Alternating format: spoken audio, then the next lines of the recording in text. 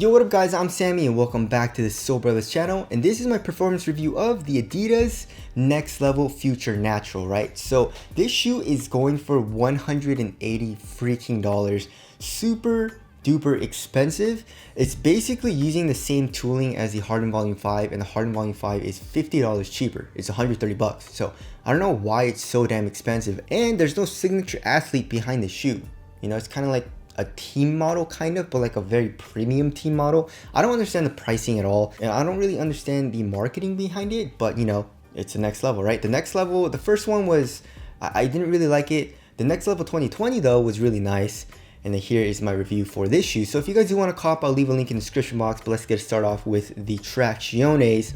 And the Tracciones was pretty solid. You know, I did experience slipping out a good amount, and I don't think that has anything to do with the rubber compound. It's just the way I play, right? So let me explain why I think that is, right? So if you guys look at the outsole shape, it's super flat, right? So for example, the two-way, we have a little bit of like a teeter. It's kind of like an outsole curvature. So if you're doing a lot of these types of movements, you know, like if you're doing crossovers and stuff like that, you have more contact with the floor, which gives you better traction, obviously, right? And I do a lot of these types of movements, and as you guys can see, it's super flat, very, very stiff, so it doesn't really like mold to the like shape of your foot when you're playing. So when I'm doing these types of movements, the only contact I have with the ground with the shoe is this part, right? So it would slide out a good amount when I was doing like a very hard movement or a crossover or something. So if you're used to like Kyrie's or like the outsole curvature, and you like the extra traction that, you know, those types of outsoles provide, you won't really get that here, right? It's way more flat than you would expect. It's like very, very flat. So but the overall traction is really, like I said, solid. So good stops, consistent, besides, you know, like I said, doing these types of movements. So the traction was solid. As far as the durability goes, durability seems it seems okay, right? So like I said, I was doing a lot of these types of movements, and this is a high wear area, and in the high wear area, you know, where the ball of my foot is, the rubber is ripping off. So that's not good, but everywhere else it seems pretty damn good. So if you're gonna play outdoors with this shoe, it should be pretty good. It's probably not going to be the best option for outdoor use, but you know, it's pretty good. And then for indoor use, you should be fine. If you're playing on both indoor and outdoor courts, you should be fine as well. So the performance of the traction was actually pretty damn nice. You know, I wasn't slipping out, especially going forward like I was in the Harden Volume 5, which is a good thing. All right, moving on to the heel to toe transition, pretty damn clunky. It feels kind of like a boot, and I know a lot of people don't mind this. I mind it. I like to have a very fluid, very soft heel to toe transition, especially when I'm running down the court, right? So first of all, here in the heel, right, we have a pretty nice curved shape, though that helps it a little bit, but it's a very, very stiff and hard rubber here, and it doesn't flex and it doesn't compress at all. So it feels very, very clunky in the heel. And then, like I said, it's a very, very flat outsole as well, this way, not only this way, but this way. So it's a slapper, right? So it's also a slapper. There's really no curved shape here in the forefoot. One good thing though is that it's very flexible.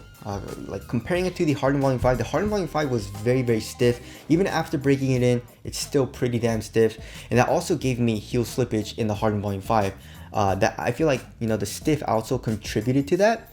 But you know, the next levels, it's pretty damn flexible here in the forefoot. So overall, it's not the smoothest, and I definitely like feel like they can improve the heel to toe transition, but you know, it's okay for me. You know, it's just a little clunky in the heel, and it's a slapper. Moving on to the cushioning setup. The cushioning setup was okay. You know, for some reason, I feel like it's a little bit nicer than the Harden Volume 5. I don't know why. They're using basically the same thing. You know, it's a boost drop-in with a Lightstrike carrier, and it feels kind of bouncy, and you can feel the underfoot cushioning. You can definitely feel the boost, and it's still like pretty damn thin, so you don't get like a crazy amount of compression and crazy impact protection and stuff like that, or even like crazy bounce. But I feel like it was better than the Harden Volume 5, and I actually enjoyed it. You know, besides, I guess, it being very clunky, right? So there's no midsole. It's a drop-in midsole, but if you look at the actual like outside of the shoe, nothing is compressing. You know what I'm saying? So that feels pretty clunky, especially in the heel. especially if you're doing like heel strikes and stuff like that. But underfoot cushioning was quite comfortable. I liked it. And you can also feel it in the forefoot, which I liked. So the cushioning setup, even though it had some like negatives to it, overall I feel like I enjoyed it. And then as far as like the court feel and all that goes, court feel is good. Impact protection also was pretty good. Not the best, but you know, it wasn't horrible or anything. And I definitely think they should rethink doing all of this here with the rubber, you know.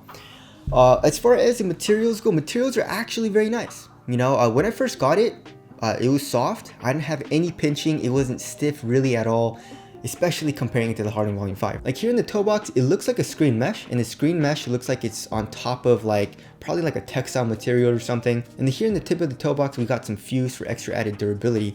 But you know, the toe box material is actually quite thin. Not the thinnest material, but it's quite thin and also very supportive. There's not a whole lot of stretch to it, but it conforms to your foot very, very well. And then coming up here into the tongue area, as well as here into the ankle area, we have a very, very nice and stretchy knit material, which feels awesome. And then coming back here into the ankle area, we have some Achilles pillows. I definitely feel like the Achilles pillows can be a lot softer, right? So if you feel it, it's actually quite stiff. It's a stiffer foam. It feels like a memory foam. So like if you kind of press it, it kind of takes the shape of your finger, but it does it very, very slowly. So I felt myself like it kind of hurt at first. And then once you warm up and stuff like that, it kind of like molds to the shape of your foot and your ankle, which feels pretty damn nice. But at first it kind of like is uncomfortable. So just watch out for that. But the overall materials I really like. You know, I feel like they did a really good job. It feels premium. It looks awesome. And it's pretty much what I want in a material, like in a basketball shoe, you know, thin, supportive, conforms to your foot very well. And like I said, it's a quality material. All right, moving on to the fit. I went down half a size from my Adidas size. It pretty much runs the same size as the Harden Volume 5, so super long. But once I went down half a size, it's actually a very, very good fit for me. Really, really tight here in the toe box, like to the point where I can't even, you know, curl my toes. So just watch out for that. I mean, you can go true to your Adidas size if you don't like to have a very snug toe box. But lengthwise, I was good, and widthwise, I would say it's around normal to maybe a touch wide. So fit for me was actually pretty damn nice. I had no issues with it, but putting the shoe on and taking the shoe off is so freaking hard still. I've been playing in this for a good amount of time, and it definitely got easier to put the shoe on, but it's still not easy. I hate putting the shoe on. It's super hard, and I don't want to pull too hard on these pull tabs because I've had it where these pull tabs just rip off, so I'm trying to be careful with that as well. But yeah, it's really hard to put on, so just watch out for that. And that's exactly a reason why I don't like laceless designs. But other than that, the fit for me was good. All right, moving on to the support and lockdown of the shoe, I had no issues. You know, very, very good support and lockdown, right? So in the Harden Volume 5, I had very, very bad heel slippage because of how stiff the outsole was, right? And if this part is stiff, you know, your foot's gonna want to come out of the shoe because the outsole is stiff, right? But like I mentioned before, the next level has a very flexible outsole, especially here in the forefoot. So I didn't have any issues with heel slippage, and I feel like the Achilles pillows definitely did help with that. And for lateral support, I had no issues. As you guys can see here on the lateral side of the shoe, we got some plastic, and that's acting as a side wall. And also, if you look at the drop-in midsole, it's not as pronounced as like the Kobe 360, but the foam, like the Lightstrike foam, the carrier does extend up onto the side of the shoe, acting as a sidewall as well. So lateral containment, my foot was not coming out of the footbed at all. And if you look at the shoe, there's really no outrigger, but it's a super duper wide base, and it's very, very flat, and you're low to the ground because the cushioning setup is low. So lateral stability was good as well. This shoe does kind of look like a high, but it's kind of not, you know, because this knit material here on top of the ankle area is super thin and very flimsy, so it doesn't really give you any like support. So you don't really have any type of ankle support in this shoe. But other than that, you know, lateral containment was good, lateral support was good, and I had no issues with heel slippage. All right, moving on to the damn weight. So this shoe, if I remember correctly, was freaking heavy. It feels really heavy. I think it's like what, 16 ounces. Yeah, so 15.73 ounces, guys. Very, very heavy shoe. I don't know what Adidas is thinking. Everyone that I know wants a light basketball shoe, and including me. You know, I mean, weight isn't the biggest issue for me. As long as it's like a very streamlined shoe, it feels responsive. It's not a huge deal if the shoe is heavy, you know what I'm saying? As long as it doesn't feel like bulky. I feel like if a shoe feels bulky, that's a little bit more like annoying for me as opposed to weight. But 15.73 ounces is pretty damn heavy, and you definitely feel the weight. And you feel it all on the bottom of the shoe. It's a very, very bottom heavy shoe. And like I said, you know, it's a slapper and it's pretty clunky here in the heel. So it's definitely not a shoe like when I was playing in it where I could forget I had the shoe on. You know what I'm saying? Like for example, like the Curry 8, you know, the Curry 2, I don't know, the Kobe 8 are definitely shoes that I don't have to worry about at all. You know, it just feels like an extension of my foot.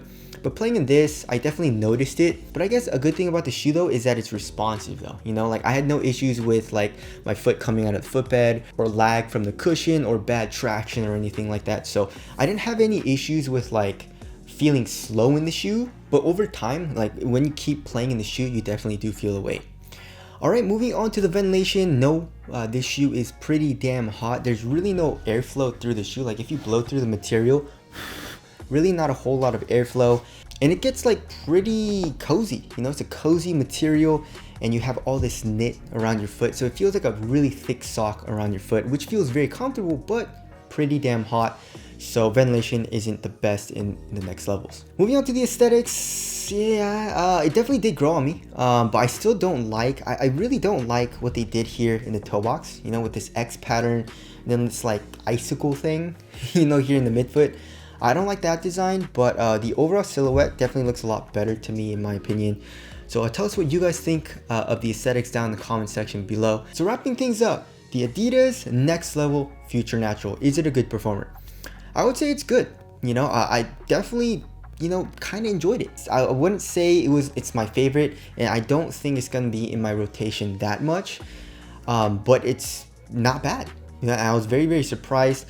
But also keep in mind the price, 180 bucks, super expensive. I would suggest just getting the Next Level 2020. The Next Level 2020 was way lighter than the shoe, and it's on sale, you know, because it's an older shoe. It's like, I saw it on sale for like 110 bucks. So yeah, for 180 bucks, is it worth the price? I would say it isn't. But if you want to make it work, I feel like you definitely can. Like I said, I mean, if you're a guard, it's probably not the best option because it feels bottom heavy, it's heavy, it's clunky and all that. But like I keep saying, you can make it work. If you're a bigger dude, you need the support, and I guess you get that nice underfoot cushion. This is a good option as well. So yeah, that about concludes my review of the Next Level Futurenatural.